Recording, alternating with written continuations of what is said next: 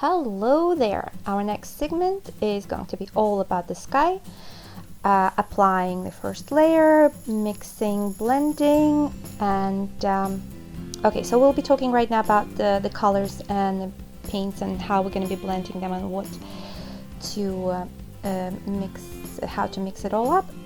Okay, so we're going to have titanium white, we are going to have here phthalo blue, we are going to have some crimson red, we are going to be using some black pines gray and medium cadmium red. Those are the main colors that will be on our palette for the first layer application of the sky. And we're going to be gently mixing everything, but mixing really well. I like to use palette knife for mixing paint. You can of course use brush too, but it's just more economical because the paint doesn't get stuck between the bristles, and you could just clean the palette knife quite quick, nicely, easily, and start blending like the next set of colors.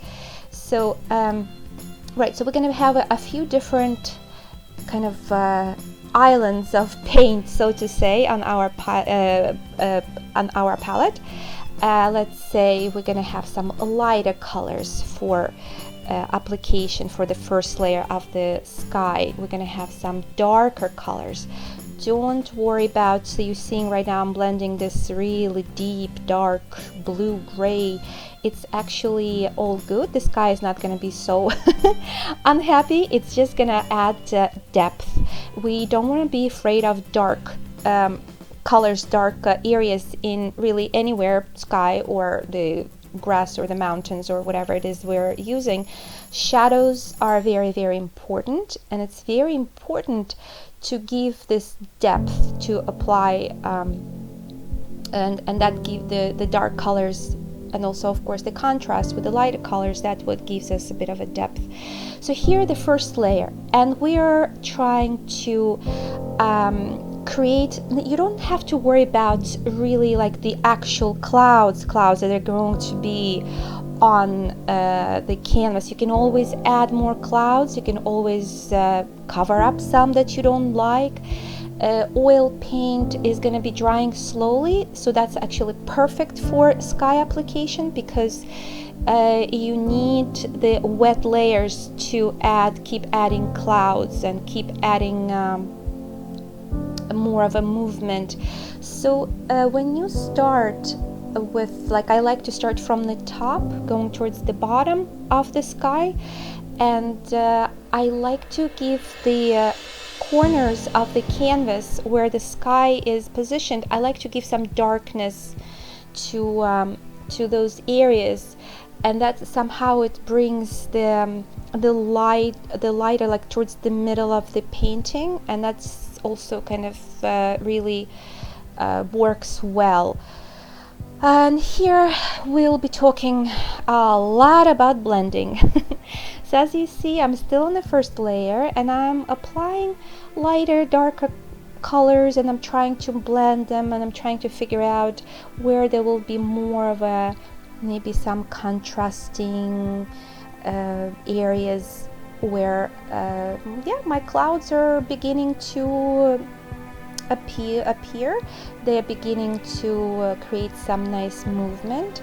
I'm still using that same brush, that same square brush that I was using for underpaint when we were painting brown colors, like really covering up the canvas with our first layer, covering up the mixed media areas, the mountains. I'm still using that same brush, and it serves me also as a blending brush because I'm not going into too many details just yet. I'm still working with like the main mass movement of my clouds, where it's going to be darker, lighter, maybe I'm building some bigger movement. So I want to step back.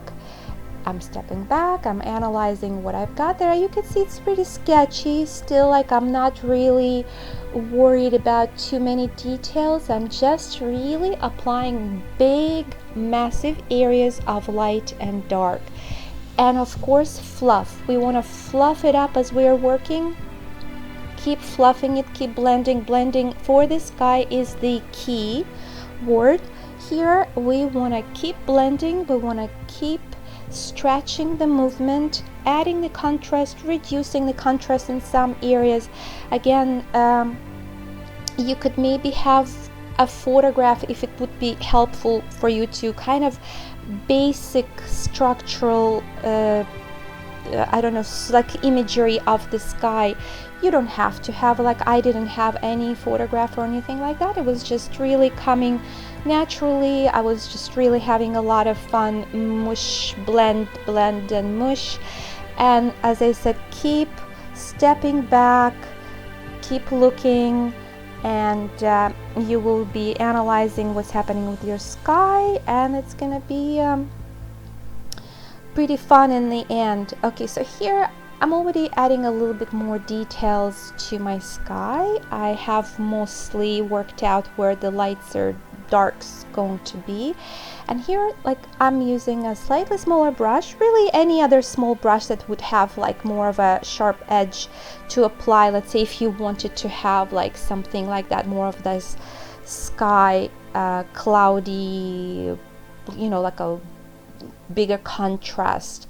I'm using my fan brush for blending this time because it's already more details, and as I said, the fan brush is pretty beautiful, it's pretty soft, and I'm just really working again slowly, gradually, adding plus minus more, you know, contrasting areas, but keep blending. We're blending, and it's pretty cool. It's like very relaxing. It's pretty chill, and yeah, the sky is turning out quite nicely.